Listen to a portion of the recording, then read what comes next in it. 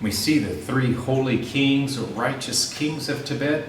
Songtsen Gampo will establish a Tibetan empire fighting Chinese and Arabs simultaneously, and will choose a Chinese wife and a Nepali wife to represent the combination of the two great cultures in his kingdom.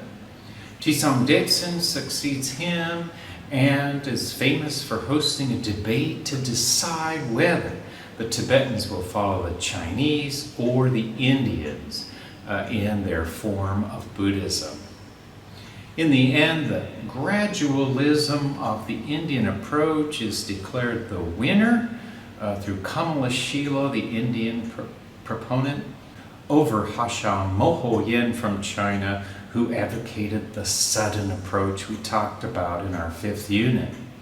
Relwa Chen was so pious that his many meters long hair was sat upon by monks to show he was under the power of the Sangha. The Sangha was supreme, and he will be murdered by Long Dharma, who remains a villain in Tibetan literature to this day.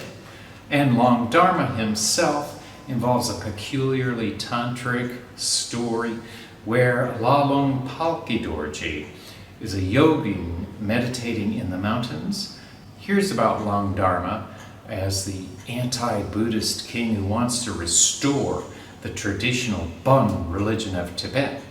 And Lalong Palki Dorji descends from his mountain, all dressed in black, with a black horse, and then does the cham dance in front of the king himself.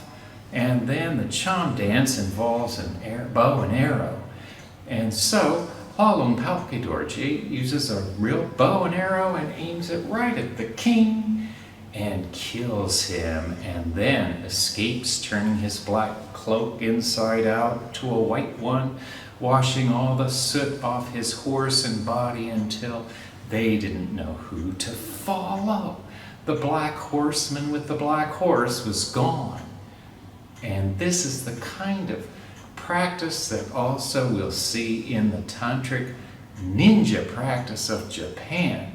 So ninja and then these kind of stories we see in Tibet characterize tantric Buddhism, but not standard Mahayana Buddhism. For we may remember the Buddha forbid any kind of killing. There's no such good thing as should we kill Hitler? Well, the tantric Buddhists will say yes, and the historical Buddha will say no. We can never kill any human being for any reason.